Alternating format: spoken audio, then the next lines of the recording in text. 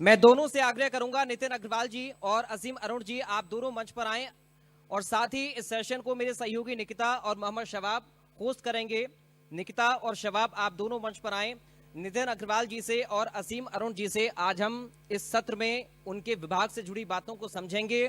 उत्तर प्रदेश की राजनीति में किस तरह से वो विकास के लिए हाथ से योगदान दे रहे हैं, इस पर बात होगी। करंट के मुद्दों पर भी बात होगी।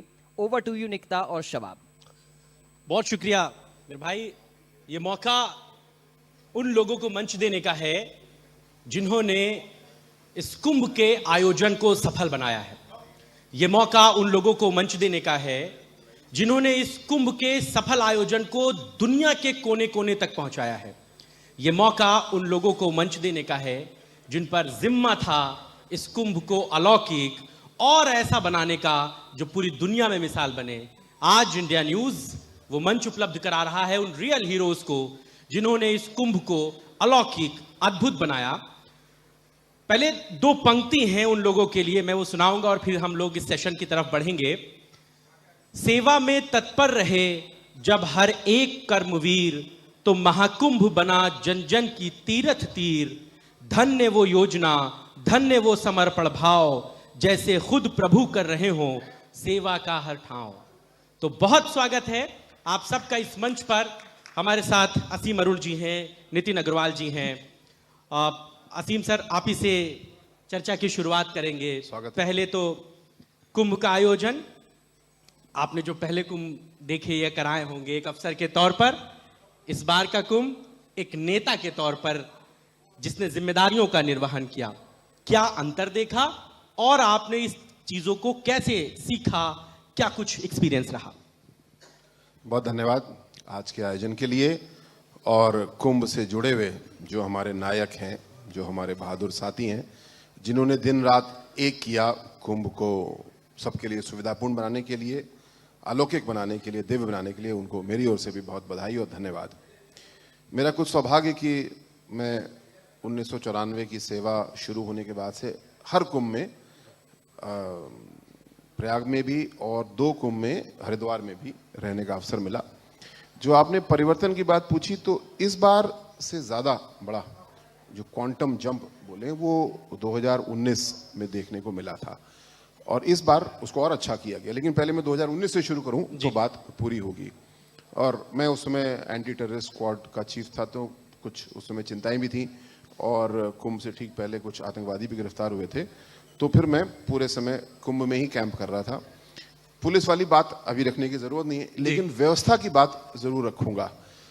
उस कुंभ में योगी जी ने जिस तरीके से योजना बनाई, प्लानिंग की, डीकंजेशन किया, पुलों की संख्या बढ़ाई, पर्यावरण का ध्यान रखा, वो व्यवस्थाओं के हिसाब से एक ऊंची छलांग थी, क्वांटम जंप था। उस व्यवस्था को भी और बेहतर करते हुए इस बार जितनी भी हमारे हेक्टेरेज था यानी क्षेत्र था उसको हमने बढ़ाया। हमने आगमन के साधनों को बढ़ाया, रेल, बस, इस बार तो फ्लाइट्स भी हमारी खूब सारी चली।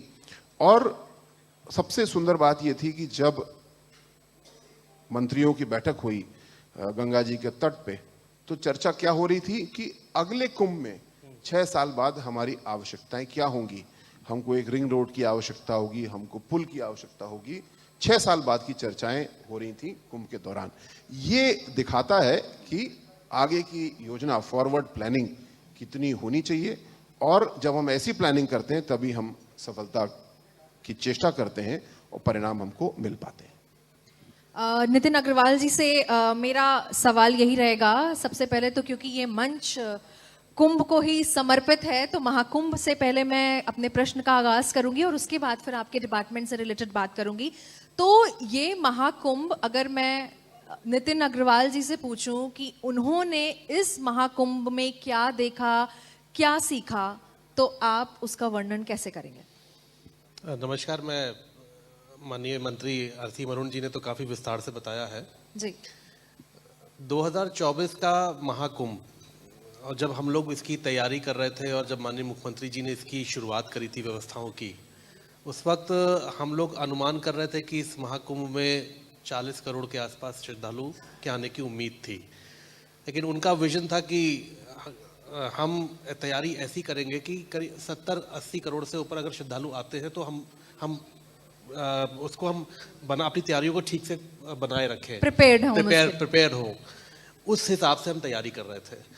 अनुमान नहीं था कि इतने श्रद्धालु आएंगे, लेकिन जब हम लोग गए, हमारी कैबिनेट की मीटिंग कुंभ में हुई, माननीय मुख्यमंत्री जी ने पूरी कैबिनेट को बुलाया वहाँ पे, हम लोग ने देखा कि एक प्रयागराज के एक हिस्से में 4000 हेक्टेयर के हिस्से में जहाँ पूरा विश्व और देश के करोड़ों लोग कुंभ नहाने आ रहे थे, वहाँ पे जो व्यवस्थाएं उन्होंने जिस तरीके से इंफ्रास्ट्रक्चर को डेवलप किया था, वो पहले कभी ऐसा नहीं देखा गया था। कितने प्लांटून पुल्स को बनाया गया था, सिक्योरिटी की नज़र से अगर देखें तो सिक्योरिटी की क्या पुलिस प्रशासन की व्यवस्थाएं करी गई थी, इंफ्रास्ट्रक्चर को कैसे डेवलप किया गया था, पानी क्लीन रहे, क्लीनिनेस पे जोर दिया गया था, ड्रेनेज सिस्टम को कैसे बेटर किया गया था, सभी तरीके की व्यवस्थाएं करी गई थी। तो ये एक तरीके से एक मॉडल था जो यूपी की गवर्नमेंट ने देश के सामने, विश्व के सामने रखा था कि हम उत्तर प्रदेश के एक शहर के भी एक भूमि के हिस्से पर हम इतना बड़ा आयोजन कर सकते हैं और उसको सफल आयोजन के रूप में हम पूरे विश्व के सामने प्रस्तुत कर सकते हैं। हम लोग को उसमें काफ़ी कुछ देखने को मिला और सीखने को मिला। नितिन जी, जिस तरीके से आपने कहा हम प्रिपेयर्ड थे, तो कभी जैसे हमारे घर में ही हम कई आमंत्रण देते हैं 10 लोगों का, 15 लोग का, लेकिन कभी उससे ज़्यादा आ जाते हैं तो अमूमन हम ही अपने हाथ पैर खड़े कर देते हैं कि अरे बाप रे, अब ये व्यवस्था हम कैसे संभालेंगे। लेकिन सरकार ने फिलहाल इसको सफल बनाया, कुछ ऊंच नीच भी देखने को मिली, लेकिन ठीक है। अब ऑपोजिशन की बात करें तो ऑपोजिशन को मुझे नहीं लगता कि 10 में से 5 भी आउट ऑफ 5 भी उनको कुछ सकारात्मक ऊर्जा महाकुंभ में दिखी। नहीं, देखिए, ऑपोजिशन तो शुरू से नेगेटिव अप्रोच के साथ काम कर रहा था। वो शुरू से ही कुंभ के बारे में नेगेटिव धारणा को जनता के बीच में कोशिश कर रहा था ले जाने की, और एक नेगेटिव नैरेटिव बनाने की कोशिश कर रहा था। आपने देखा होगा कि एक प्रमुख विपक्षी दल के नेता ने कुंभ को मृत्यु कुंभ के नाम से संबोधित भी किया था। मैं समझता हूँ कि देखिए, विपक्ष का काम निश्चित तौर पे सरकार की आलोचना करना होता है, ये मैं मानता हूँ, लेकिन विपक्ष का काम ये भी होता है कि सरकार की जो योजनाएं हैं, अगर उन योजनाओं को हम क्रियान्वित कर रहे हैं, लोगों के बीच में पहुंचा रहे हैं, तो विपक्ष को उसको भी चाहे मीडिया के माध्यम से हो, चाहे और किसी माध्यम से हो, लोगों तक पहुंचाना चाहिए, बताना चाहिए। लेकिन उत्तर प्रदेश में आप देख रहे हैं कि विपक्ष लगातार केवल आलोचना के अलावा उनके पास और कोई उनका माइंडसेट नहीं है, और हमें इसकी चिंता नहीं कि विपक्ष क्या कह रहा है। हमारा काम है लोगों के लिए काम करना, और हमारी सरकार पिछले 8 वर्ष में योगी जी के नेतृत्व में योजनाएं बना रही है, उनको पहुंचा रही है और अच्छे तरीके से उसका क्रियान्वयन कर रही है। हम केवल इस फोकस के साथ काम कर रहे हैं। असीम जी, इसी बात का जवाब आपसे भी ले लेते हैं। जो नितिन जी ने बात कही कि आप अपोजिशन को कोई तवज्जो नहीं देते। अपोजिशन ये कहता है कि हम अगर कोई प्रॉब्लम बताते हैं, हम कुंभ में जाम की समस्या को अगर बताते हैं, हम कुंभ की कोई व्यवस्थाओं पर सवाल उठाते हैं, तो अपोजिशन के नाते हमारा ये जिम्मा है। आप इसको ये क्यों कहते हैं कि कुंभ के खिलाफ हैं, ये हिंदुत्व के खिलाफ हैं? हम भी तो स्नान करने जा रहे हैं, अखिलेश जी स्नान करने गए, लेकिन उनका कहना है कि अगर हम अव्यवस्थाओं की बात कर रहे हैं तो सरकार को ये सुनना चाहिए ना कि अगर बिजली नहीं आ रही है तो हम कह रहे हैं बिजली नहीं आ रही है, तो हमारी बात को कंसीडर करें, उस जगह को दिखवाएं। मैं इसको 2 तरह से बताता हूँ। मैंने, नितिन भैया ने, आपने बहुत से लोगों को कुछ व्यवस्थाएं की होंगी रहने की, पहुंचने की कुंभ में, और जब मेरे ऐसे मित्र परिवार स्नान करके लौट रहे थे तो मैंने किसी को फ़ोन करके पूछा कि भैया कैसा रहा, तो बोले भैया बहुत अच्छा रहा। मैंने कहा भीड़ तो बहुत होगी। बोले अब कुंभ है तो भीड़ तो होगी ही। तो मैंने कहा ट्रैफिक में अटके? बोले हाँ, 1-1.5 घंटा कभी कभी लगा, मुख्य दिन में 4 घंटा भी लगा, पर ये तो कुंभ है, उनको स्वीकार है क्योंकि ट्रैफिक इतना होगा ही, क्योंकि ये बहुत बड़ा मेला है। और मेला का मतलब ही होता है मेल, जहाँ पे हम मिलते हैं जा करके। तो अगर कोई आलोचना कर रहा है कि कुंभ में लोग ज़्यादा थे, तो हम स्वीकार करते हैं कि हाँ, लोग वाकई में ज़्यादा थे। जब ज़्यादा लोग होंगे तो भीड़ भाड़ भी होगी। कुंभ में ऐसी आलोचना अगर कोई कर रहा है तो वो अपने आप को ही वो बंधन में फंसा रहा है। दूसरी बात, क्या व्यवस्थाएं बेहतर हो सकती थी? हाँ, बिल्कुल हो सकती थी। हम हमेशा बोलेंगे, हम अगली बार और चेष्टा करेंगे। अभी 1 साल बाद या अब बोलूं तो 10 महीने बाद माघ मेला आ रहा है, हम उसमें और सुधार का प्रयास करेंगे। और हमेशा तभी तो हम बेहतर कर पाते हैं, तभी तो हमको नागरिकों का आशीर्वाद मिलता है, क्योंकि हम कभी भी नहीं कहते कि हम अपने अंतिम मानक पे पहुंच गए। हम पूरा प्रयास करते हैं, अच्छा करते हैं। और जैसा मैंने पहले ही बोला कि इस कुंभ में 6 साल बाद के कुंभ की योजना अभी से तय हो रही। हम क्यों कह रहे हैं पुल चाहिए, हम क्यों कह रहे हैं रिंग रोड चाहिए? क्योंकि हम स्वीकार रहे हैं कि आज अगर हमारे पास ऐसी व्यवस्था होती तो हम बेहतर होते। लेकिन 5 साल में और भी हम काम करेंगे, और भी विचार हो रहे हैं किस तरीके से आवागमन को हम लोग बेहतर कर सकते हैं। और सबसे बड़ी बात, मैं धन्यवाद दूंगा प्रयाग के लोगों का। जहाँ पे इतने लोग आए तो लोगों ने अपने घर खोल दिए उनके रहने के लिए। जहाँ पे बड़ी बूढ़ों को आने में कुछ समस्या आ रही थी तो अनेक युवा अपनी मोटरसाइकिलें लेकर के आ गए और कोई फ्री में, कोई मामूली से खर्चे पे उनको पहुंचाने लगे। मतलब जहाँ पे एक चुनौती थी, एक सेवा की आवश्यकता थी, सरकार तो अपना काम कर ही रही थी, लेकिन नागरिकों ने स्वयं आकर के उस सेवा कार्य को किया और कुंभ को सफल किया। और कुंभ का मतलब ही है मंथन और साथ साथ संगम। पूरे देश के हर प्रकार के लोग आ रहे हैं, यानी संगम हो रहा है, विचारों का भी संगम हो रहा है और मंथन हो रहा है, और मंथन से अमृत निकल रहा है। संगम केवल डुबकी नहीं है, कुंभ केवल डुबकी नहीं है। कुंभ में जितने भी वहाँ पे शिविर बने हैं, सरकारी या धार्मिक संस्थानों के, निरंतर वहाँ पे मंथन, विचार मंथन हो रहा था और उससे नए नए रास्ते खुल रहे थे, स्व आलोचना भी हो रही थी और आगे बढ़ने के लिए तरीके निकाले जा रहे थे। मगर यही बात जो अपोजिशन कहता है कि ये कोई बीजेपी का मेला तो है नहीं जो बीजेपी सारा क्रेडिट ले रही है। बीजेपी नहीं रहेगी, कोई सरकार रहेगी, वो भी कुंभ कराएगी। उन्होंने भी 2013 में कराया था कुंभ। अखिलेश यादव कहते हैं हमारे कुंभ को हार्वर्ड ने लिखा था। तो आप इस बात का ठीकरा सिर्फ ले लें कि ये बीजेपी करा रही है, ये बीजेपी ने इंतजाम किया है, अगर बीजेपी ना होती तो ये कुंभ उतना अच्छा नहीं हो सकता। आपने अच्छा किया हार्वर्ड की बात की। गूगल करके जरा दर्शक अभी देखेंगे हार्वर्ड में हुआ क्या था। हार्वर्ड में गए व्याख्यान देने के लिए कि हमने कितना अच्छा कुंभ किया, फिर व्याख्यान हुआ क्या, वो वहां तक पहुंच करके पता नहीं किस बात पे रूठ गए, क्या हुआ कि वो व्याख्यान फिर हुआ ही नहीं। और इनके एक मंत्री थे, नाम भूल रहा हूं मैं, जिनको जो नॉर्मल सिक्योरिटी चेक होता है, क्योंकि हम लोग तो ये अपने आप को वीआईपी समझते हैं, उस सिक्योरिटी की चेक को लेकर के झगड़ा हुआ, विवाद हुआ और वहां अमेरिका में कांड करके बिना उस लेक्चर जो भी बोले लौट आए। ये देश की बेइज्जती जाके हार्वर्ड में करा के आए।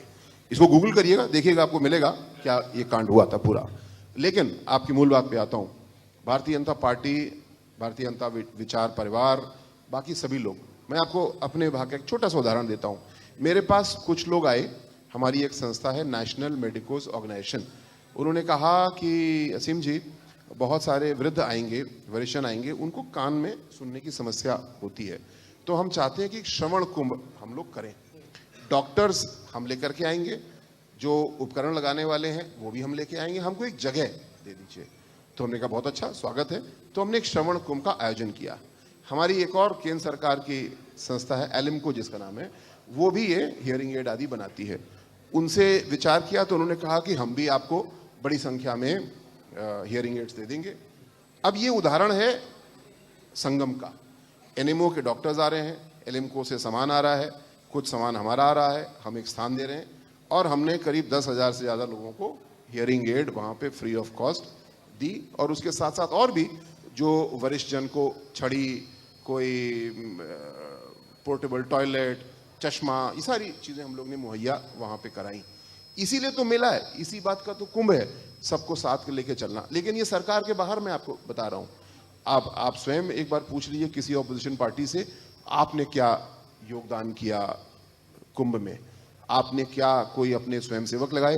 क्या आपने कोई वॉलंटियर लगाए? क्या आपने कोई योगदान किया? वो तो इनका सिस्टम ही नहीं है, इनके पास कोई योगदान नहीं है।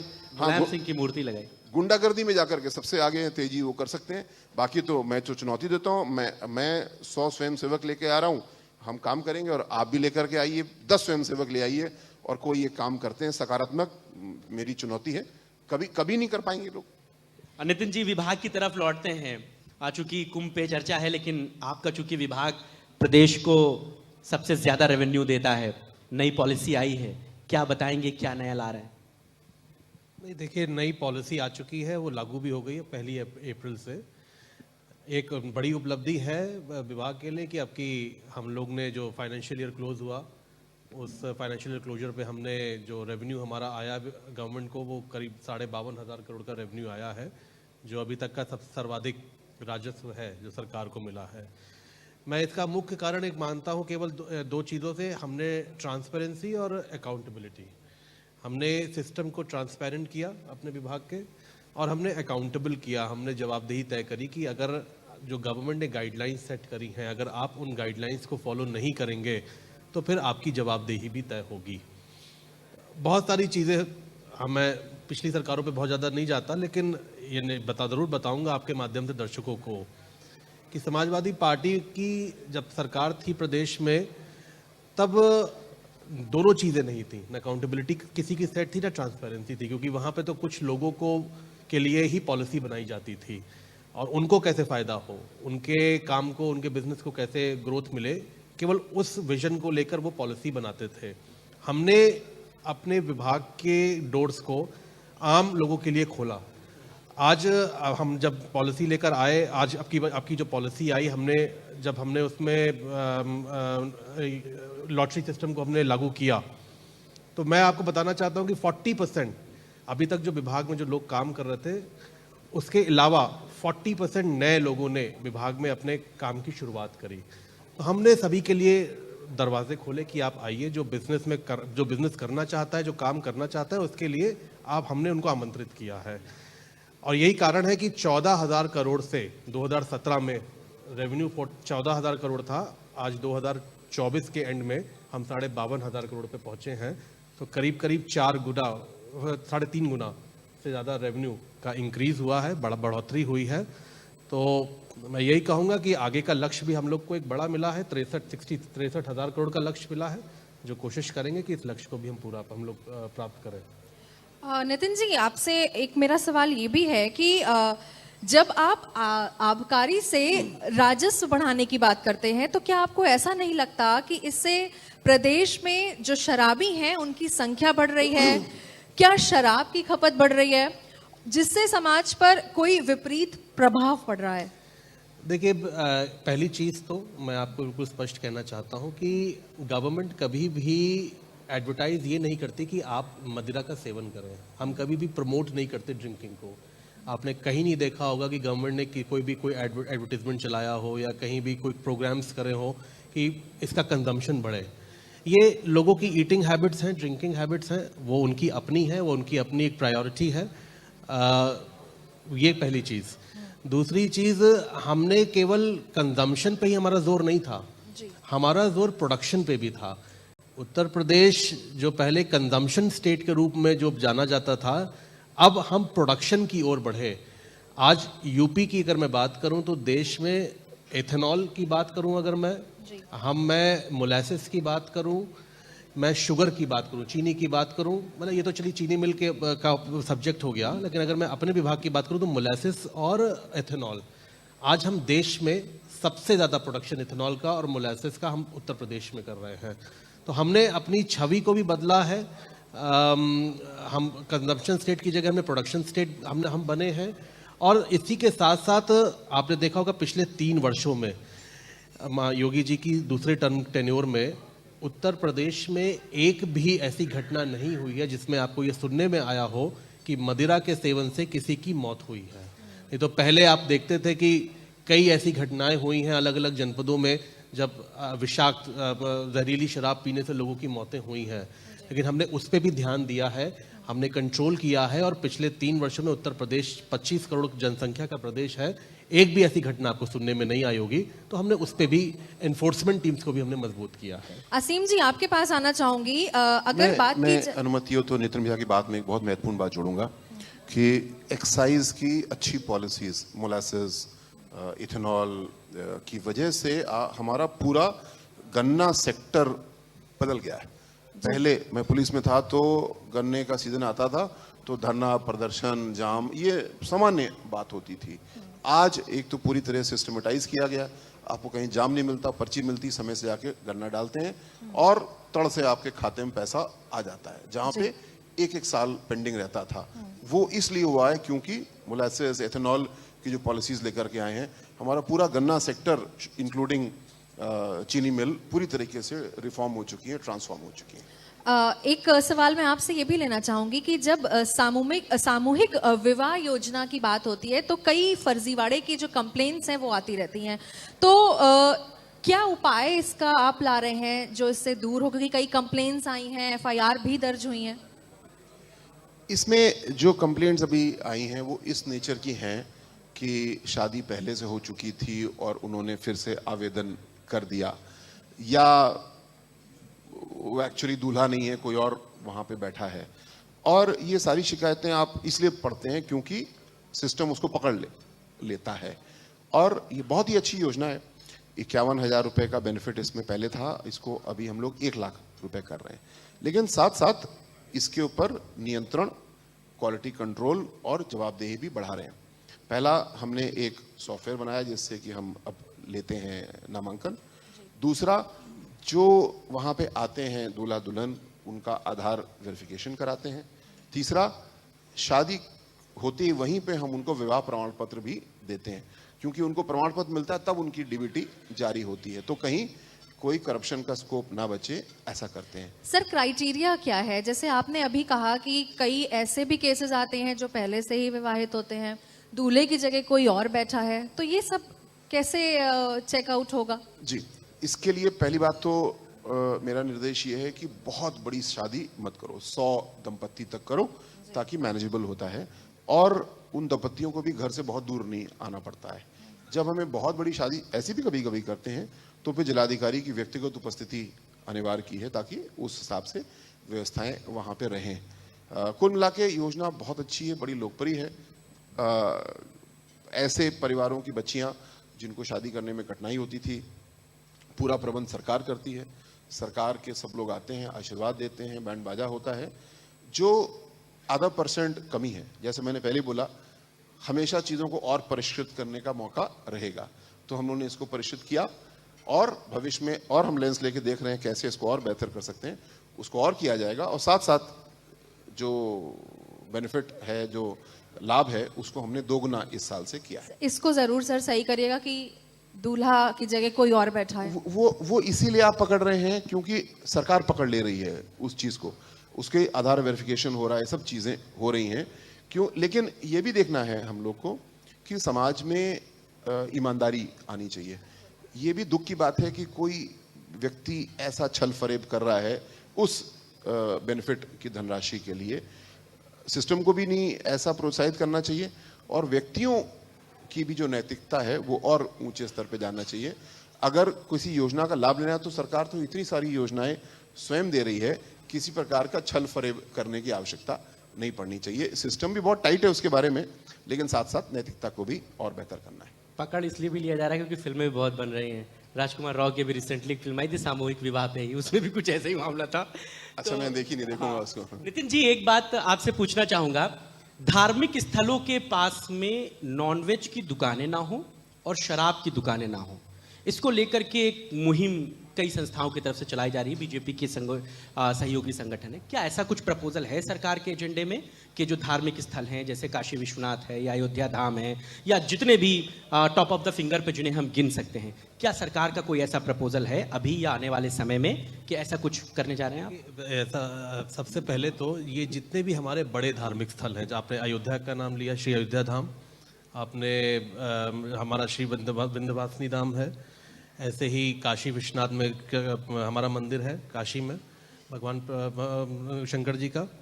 अगर आप नैमिषारण्य में आ जाए तो वहाँ पे जो धाम है, जितने भी चित्रकूट में चले जाएं, ये जितने भी धाम है, इसमें हमारी शराबबंदी ऑलरेडी, जो मंदिर क्षेत्र है, जो मंदिर का एरिया है, वहाँ ऑलरेडी शराबबंदी है। वहाँ पे क्या एरिया, रेडियस क्या है, कितने एरिया में? देखिए, जैसे अगर मैं काशी की बात करूं तो जो गंगा, हमारी गंगा जी हैं, गंगा के अगर हम उनको मिड पॉइंट अगर गंगा का ले लें तो उससे 100 मीटर्स की दूरी तक हम शराब नहीं बेच सकते, कोई भी दुकान नहीं आ सकती है, वो शराबबंदी के क्षेत्र में आता है। ऐसे ही जो कॉरिडोर्स बने हुए हैं, जो मंदिरों के अब कॉरिडोर्स बन रहे हैं, उन कॉरिडोर्स के एरिया में पूरी तरीके से शराबबंदी लागू है। तो एक तो पहली चीज़ तो ये। दूसरी चीज़ ये हमारे विभाग में एक नियम ये भी है कि इसके अलावा जो और शहर हैं या जो और एरियाज़ हैं, ये बिल्कुल सख्ती से हम लोग इसको मॉनिटर करते हैं कि नगर निगम के क्षेत्र में 50 मीटर की दूरी कम से कम होनी चाहिए, नगर पालिका के क्षेत्र में 100 मीटर की दूरी होनी चाहिए, और नगर ये पंचायत और ग्रामीण क्षेत्र जो है उसमें 50, 75 और 100, तो 50 मीटर है नगर निगम में, 75 मीटर है नगर पालिका में, और 100 मीटर है आपके ग्रामीण क्षेत्रों में और नगर पंचायतों में। इसको हम लोग लागू कराते हैं और इसको हम लोग देखते हैं कि अगर कोई दुकान खुल भी गई है अगर, तो सबसे पहले तो कार्रवाई होती है जो लोग, क्योंकि अलाउड जब हमारे एक्ट में है, हमारे प्रावधान में है कि हम नहीं कर सकते हैं, उसे हम कार्रवाई भी करते हैं और उन दुकानों को शिफ्ट भी कराते हैं। तो हम लोग इसको लगातार मॉनिटर करते रहते हैं और ये मैं कह सकता हूँ कि अब जैसे बहुत सारी ऐसी जगह, बहुत सारी ऐसी चीज़ें होती हैं, मान लीजिए किसी पेड़ की पूजा होने लगी है, हमारे यहाँ तो उदाहरण है कि हम लोग पेड़ों की भी पूजा करते हैं, तो उसमें भी एक है कि जो हम मंदिर, स्कूल, हॉस्पिटल्स उन्हें हम देखते हैं कि आपका ट्रस्ट कौन सा है, ट्रस्ट वेरीफाइड ट्रस्ट है कि नहीं है, उसे भी थोड़ा सा हम लोग टेक्निकल तौर से देखते हैं, लेकिन ये जो दूरी का मानक है इसको हम मेंटेन रखते हैं। मगर एक चीज़ और जुड़ जाती है, चूंकि समाज को सुधारने वाले, उसके कल्याण करने वाले इधर बैठे हैं, जो भीड़भाड़ वाले इलाके होते हैं, आपने ये खबरें बहुत सुनी होंगी, खासकर बांदा बुंदेलखंड की बेल्ट में महिलाएं अमूमन जो आबादी के बीच में शराब की दुकानें होती हैं, फिर चाहे वो देसी शराब की हो, अंग्रेजी शराब की हो, उसको लेकर के बड़ा विरोध प्रदर्शन करती हैं। तो कुछ ये भी मानक तय हो कि आबादी अगर इतने 100 लोगों की है या कुछ ऐसा मामला है तो वो शहर उस आबादी से दूर खोलेंगे, जिसको शराब पीनी है वो कम से कम थोड़ा एक्सरसाइज करके आए वहां तक पीने, वो वहीं पे घर से निकला उसको बाहर मिल गई। ये थोड़ा सा, चूंकि खबरें लगातार आती हैं, कल भी हम कहीं की पढ़ रहे थे, महिलाएं विरोध प्रदर्शन कर रही हैं, जो शराब बेच रहा है उसको खींचकर दुकान से बाहर लाया जा रहा है, पीटा जा रहा है, क्योंकि जो लोग शराब पीते हैं फिर उसके बाद वहां पर छीटा कसी और इस तरीके की शिकायतें मिलती। सर, शबाब के सवाल को मैं थोड़ा सा और भी एक्सपैंड करना चाहूंगी कि क्या मध्य प्रदेश की तरह आप धार्मिक शहरों पर पूर्ण शराबबंदी करने के बारे में नहीं सोच रहे?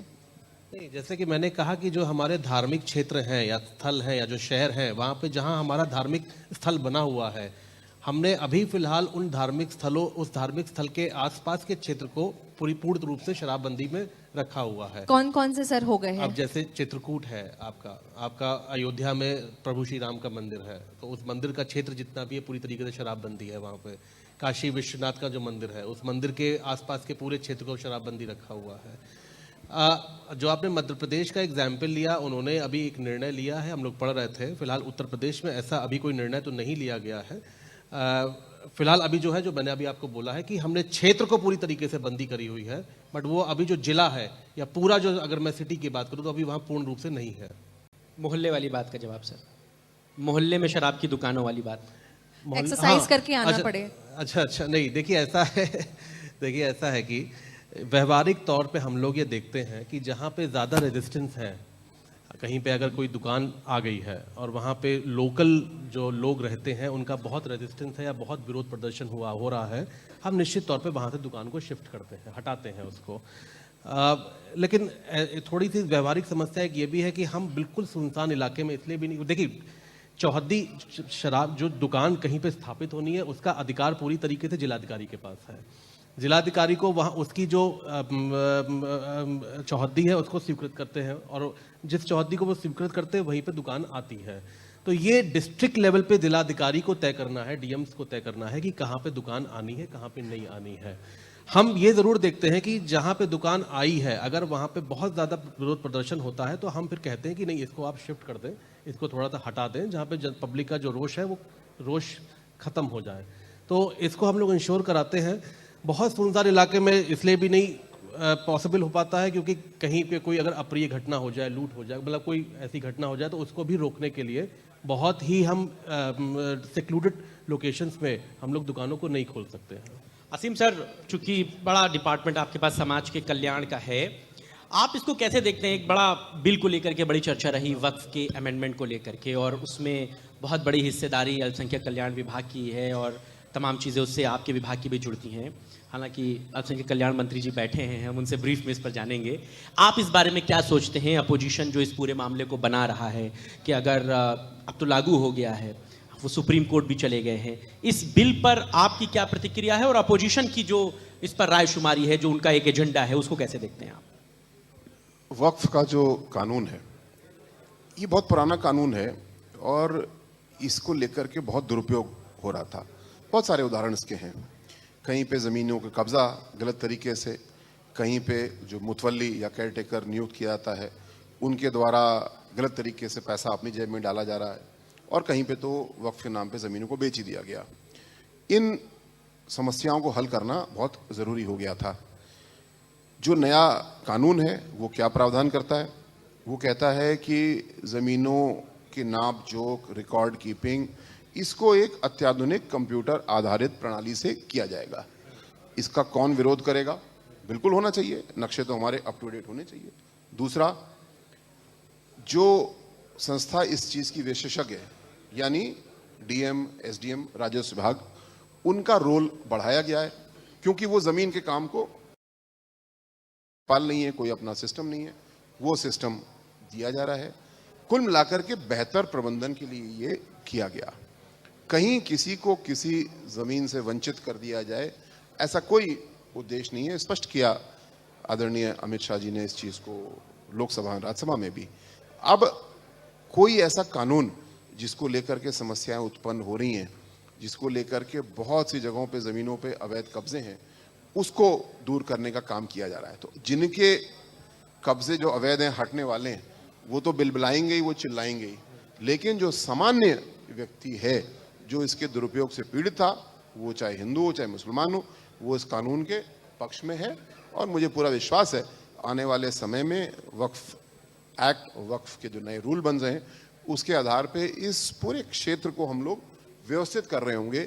ज़मीनों का सदुपयोग जो धर्मार्थ के लिए, चैरिटी के लिए होना है, उसके मुताबिक कर रहे होंगे। अब हम लोग अपने इस सेशन के अंतिम पड़ाव पर हैं, वापस से कुंभ पर लौटेंगे। असीम अरुण जी के जीवन में इस कुंभ से क्या सीख मिली है जिसे ताउम्र आप याद रखना चाहेंगे? मुझे सबसे बड़ी सीख मिली, जो मैंने कहा, मुझे एक ज्ञानी पुरुष ने ये बातें बताई कि मेला का मतलब होता है मेल। तो मेला ऐसा नहीं है कि आप अकेले अकेले आए, नहाए, चले गए, वहाँ पे इधर बात की, उधर बात की, इधर बैठे। दूसरी बात, ये संगम केवल पवित्र 3 नदियों का नहीं है, विचारों का संगम है।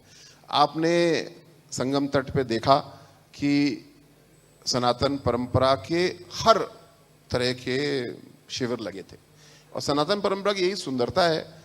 कोई निरंकार पूजा में विश्वास रखता है, स्वागत है। कोई आकार पूजा में विश्वास रखता है, स्वागत है। और सनातन परंपरा वैसे भी कोई एक पूजा पद्धति नहीं है, ये एक विश्वास है, एक धर्म है, हमारा कर्तव्य है, ड्यूटी है। तो कुंभ में इसका साक्षात दर्शन होता है और इसीलिए हम सब जाते हैं। किसी ज्ञानी पुरुष ने मुझे आसान शब्दों में समझा दिया, लेकिन अन्यथा भी देखें तो हम क्यों जाते हैं? अपनी आस्था के लिए जाते हैं, मेल मिलाप के लिए जाते हैं, और कुछ वहां से अमृत लेकर के आते हैं। हमारे नितिन जी से भी मैं यही प्रश्न जानना चाहूंगी कि आपने आखिर, भाई असीम जी ने तो मेल मिलाप सीख लिया, और वो ज्ञानी पुरुष ने ज्ञान दिया है उनको। हाँ, आपका ज्ञान भी हम लोगों को सुनना है। नहीं, देखिए, कुंभ से निश्चित तौर पे हम सब ने, असीम जी ने, असीम भाई हैं उनको, और हम सभी लोगों ने सबसे पहले तो सीखना क्या, हमने देखा, हमने सनातन संस्कृति को पास से देखा है। हमारी सबसे पुरानी संस्कृति है सनातन संस्कृति, करोड़ों वर्ष पुराने, जो त्रेता सतयुग से चलती चली आ रही है। हम लोग सुनते थे, लेकिन हमने अभी तक उसको अपनी आंखों से इतने लार्ज स्केल पे नहीं देखा था। उसको हम लोग ने देखा है, सीखा है। आपने देखा कुंभ में वो देश के जितने, देश में, हमारे भारत में और भी जितने भी अखाड़े थे, सब अखाड़े आए, सभी हमारे धर्मगुरु सारे वहाँ पे थे, शंकराचार्य वहाँ पे थे। हमने उसको देखा है, समझा है, और अब देख के गौरव महसूस किया है। पहली चीज़। दूसरी चीज़, हमने प्रबंधन को देखा है, कैसे प्रबंधन किया जाता है, कैसे टीम वर्क किया जाता है। टीम वर्क से हम कम से कम विश्व को ये संदेश जरूर गया है कि हम इतने बड़े आयोजन को सफलतापूर्वक तभी पूरा कर सकते हैं जब हम टीम वर्क के साथ काम करें। और प्रदेश ने टीम वर्क के साथ काम करके इतने बड़े आयोजन को सफलतापूर्वक संपन्न कराया है। ये पूरे विश्व ने देखा और ये हम लोग को सीखने को इसको मिला है। ये हम लोग का एक्सपीरियंस रहा है कुंभ से। हमारे रियल हीरोज के बारे में क्या कहेंगे जिनको ये मंच समर्पित है, जिन्होंने इस कुंभ को सफल कराया? देखिए, मैंने टीम वर्क की बात करी तो टीम वर्क में ये रियल हीरोज ही, इनका ही एक सबसे बड़ा रोल था। चाहे हमारे स्वास्थ्य कर्मी हो, चाहे सफाई कर्मी हो, चाहे हमारे पुलिस प्रशासन के लोग हों, और भी जितने लोग व्यवस्था में लगे हुए थे, इन्हीं का टीम वर्क था। जिस टीम वर्क से हम इतने बड़े आयोजन को सफलतापूर्वक करा पाए हैं, मैं सबसे उनका बहुत बहुत आभार व्यक्त करूंगा, उनको बधाई दूंगा कि उन सभी लोगों ने 45 दिन चले हुए इस कुंभ में चलते हुए दिन रात मेहनत करी है, बिना उफ करे 24 घंटे अपनी सेवाएं दी हैं, और उनकी सेवाओं के कारण हम इस कुंभ को सफलतापूर्वक संपन्न करा पाए। बहुत शुक्रिया नितिन जी आपका, और असीम अरुण जी आपका। इस कीमती वक्त ने आपने साझा किया, और रियल हीरोज को आपका जिस तरीके से सलाम है वो काबिल तारीफ है। बहुत शुक्रिया बहुत सर। शुक्रिया। मैं निवेदन करूंगा अजीम अरुण जी आपसे और नितिन अग्रवाल जी आपसे मंच पर रहें। चैनल हेड अजीत प्रताप सिंह जी आए और दोनों का सम्मान करें, बुके देकर, शॉल उड़ाकर। जोरदार तालियां हमारे दोनों ही मंत्रियों के लिए जो उत्तर प्रदेश की तरक्की के लिए, उत्तर प्रदेश के विकास के लिए अपने अपने विभागों की तरफ से बेहतर कार्य कर रहे हैं। जो चुनौतियां हैं यूपी में, उन सब को दूर करते हुए जनता की भलाई के लिए, जनता के विकास के लिए, प्रदेश की प्रगति के लिए लगातार काम कर रहे हैं। और आज हमारे इस सेशन में हर सवाल का जवाब अपने ही अंदाज में दोनों मंत्रियों ने दिया है। बहुत शुक्रिया आप दोनों का हमारे साथ इस सत्र का हिस्सा बनने के लिए। अब चलिए आगे बढ़ेंगे इस सेशन को, इस कॉन्क्लेव को हम आगे बढ़ाएंगे, लेकिन उससे पहले ये समझना भी जरूरी है कि आखिर इस सत्र का उद्देश्य क्या है। आज इस प्रोग्राम का उद्देश्य क्या है, ये सबसे ज्यादा जरूरी है कि आखिर जो हमारे रियल हीरोज हैं उन्होंने किस तरह से योगदान दिया है। एक छोटे से ब्रेक के लिए यहां पर हमें रुकना होगा, बहुत जल्द हाजिर होंगे, आप बने रहिए।